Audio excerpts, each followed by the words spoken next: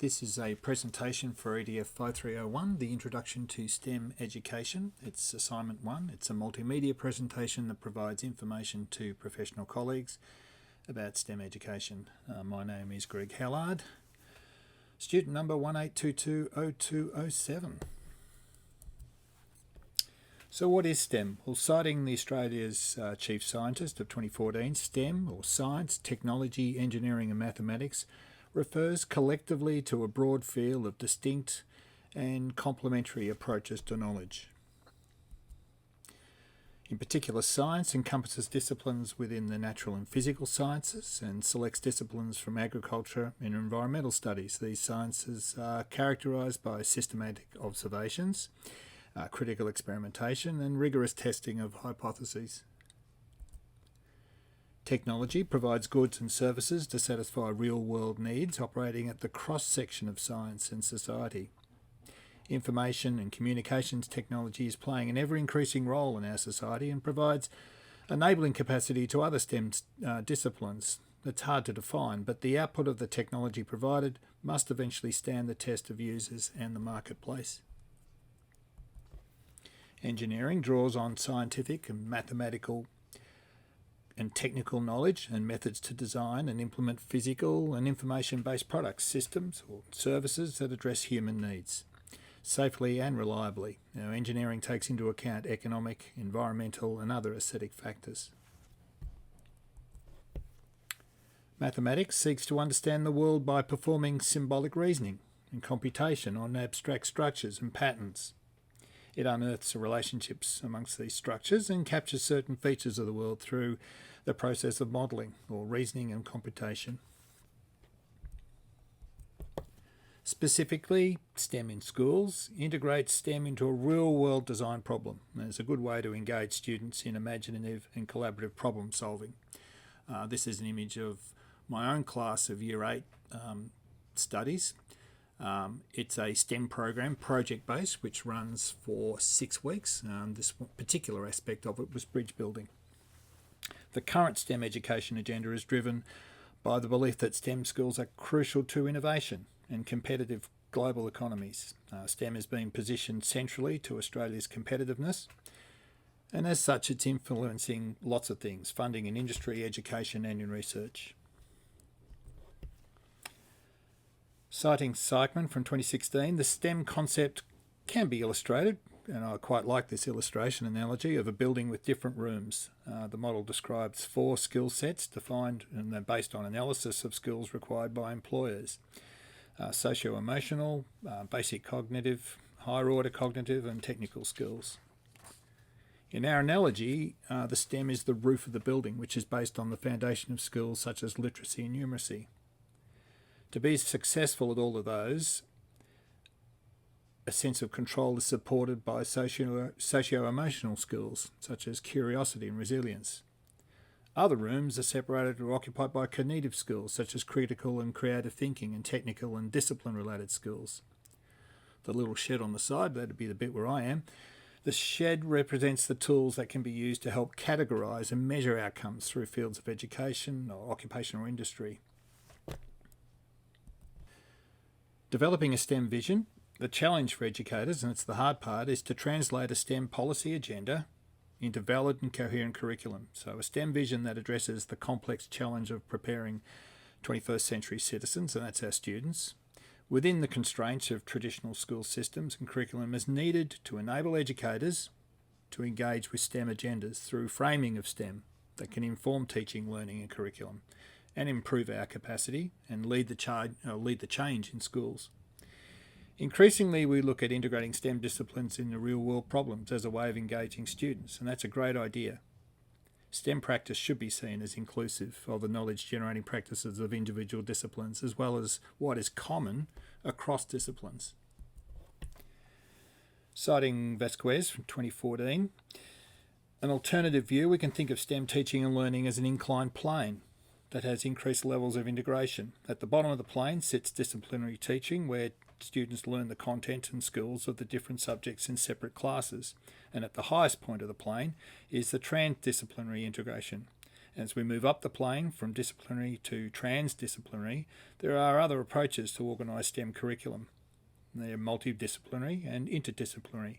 At the bottom of this plane sits the disciplinary teaching, where students learn the content and skills of different subjects in separate classes. Multidisciplinary or thematic integration means teaching concepts and skills in separate courses, but linking the content through a common theme. An example might be where a science teacher has students study the properties of rocks, for example, and compare that to building materials such as limestone or marble. In a history class on Roman civilization, the students research Roman building infrastructure by interviewing a builder in their community and learn more about the processes of building a new structure. As we move up the plane, multidisciplinary to interdisciplinary, the approach is where teachers organise curriculum around learning across disciplines. An example might be where students are able to create a model of a lost ecosystem. They work together to create a mathematical model to solve a scientific problem. The students apply skills from both maths and science seamlessly without stopping to ask, is this maths or is this science? Moving to the top of the STEM incline plane is the transdisciplinary STEM learning. An example here would be a multidisciplinary study of water conservation, for example. Students could see how much water the school can conserve in 1 week. They might use mathematics skills to calculate the baseline amount of water per student that the school uses for gardens or in the canteen. They might use science skills to design water catchment areas from the school roof. Presentation skills to present their findings. They could research what groups would be receptive audiences in their local areas, such as water authorities or the school administration and other students as well. This transdisciplinary STEM experience would be both relevant to the students and beneficial to the community. That's paraphrased from Vasquez 2014. Why is STEM considered important for student learning? Well, there's 4 parts which I quite like about this. The first is STEM is accessible and has real-world applications. The second is that STEM study benefits society. The third, STEM study develops life skills. And the fourth is STEM proficiency enhances job opportunities. With respect to real-world applications, students become technologically literate early, giving them a better chance of filling future jobs in those positions. As it stands today, many jobs are unfilled due to the lack of qualified applications. Schools can develop the interests and skills in their students. It will benefit not only the students themselves, but also the entire economy. The benefits of STEM education for society. As our students become citizens, they bring with them the skills and knowledge they've learned. If we empower our students to think critically and analyse and explore new things, society benefits. Developing skills for life, STEM skills for life. Not every student will go into a STEM career, and there's a nice piece at the end of this presentation from Dr. Finkel talking about that. And that's good though. They don't have to go into STEM careers. As much as the world needs engineers and doctors, it also needs musicians and actors and artists. The skills STEM enables kids to have skills for life. STEM skills. Everyone needs mathematical knowledge to maintain a budget at home. We need engineering knowledge to know how to fix things when they break. We need science to ask informed questions and figure out a procedure to get answers. We do our students a great service if we can help them develop these skills in diverse ways. The fourth point is the proficiency enhances job opportunities. STEM jobs are abundant and growing. The future jobs available to STEM students of today will not stop evolving. The myriad of STEM jobs keeps expanding every day. For instance, artificial intelligence and machine learning and cybersecurity were not jobs 10 years ago, but they're much bigger things now. Students who are exposed earlier to problem-based learning are given a chance to develop logical and analytical skills. They also become technologically literate, and as it stands, that can help them for the future. I quite like this. This is a quotation from Indra Nooyi, who was the former CEO of Pepsi. STEM starts early. And one of the things that my experience has taught me is that if you are trained as a scientist in your youth, through your high school and college, if you stay with STEM disciplines, you can learn pretty much all of the subjects as you move along in life. And your scientific disciplines play a very important role and ground you very well as you move into positions of higher and higher authority, whatever that job is. And that's important, that point there, whatever that job is, STEM helps. STEM is an understanding of what STEM education requires of schools. Citing Siekman in 2016, when we say traditional education in STEM-related disciplines, we mean most usual way of teaching single STEM subjects, such as maths and science at school or engineering and further education. The emphasis is on teaching discipline-specific knowledge and skills. Distinction by discipline allows for standardised testing.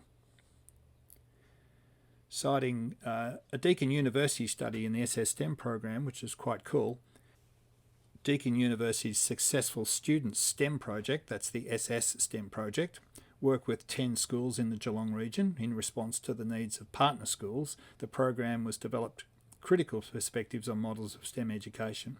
And we can see on the screen, in the presentation, we can see 4 models presented. And it just shows you that one STEM size doesn't fit all schools. The STEM model can be manifested in different ways. The first is each discipline taught separately in science classes, a renewed focus on representation to enhance development. In mathematics, teachers would use problem solving to challenge their students. Each discipline is taught separately: science, technology, engineering, mathematics.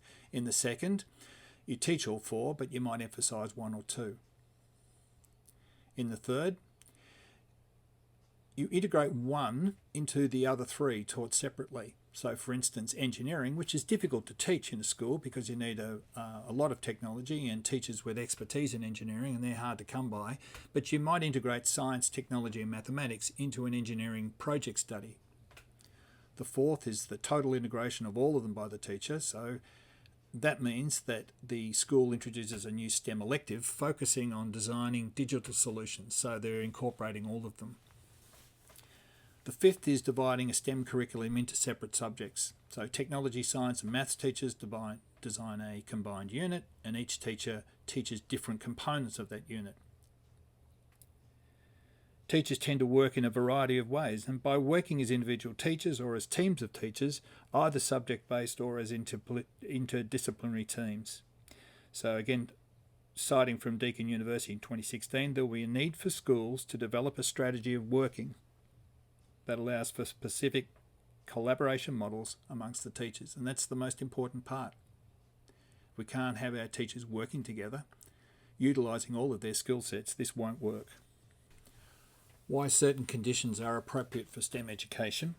In a keynote address delivered to La Trobe University STEM Education Conference in 2015, Professor Ian Chubb said, "We need to organise, evaluate and cohere," and cohere, I had to look up that word, it means bring together, "to make sure that we align our efforts and our investment with our national interests, that we focus on areas that are of particular importance or where there is a particular need, and that we build to a scale that will make a difference to both ourselves and the changing world." So the conditions that we're talking about are the fact that our leaders and our government are supporting STEM right now. Professor Chubb goes on to quote Tony Abbott, and God forgive me, but anyway, "There will be a significant emphasis in boosting our focus on science and technology and engineering and maths, because science is at the heart of the country's competitiveness, and it's important that we do not neglect science as we look at the general education and training schemes." That was a statement by Tony Abbott to a conference in Tokyo in 2014.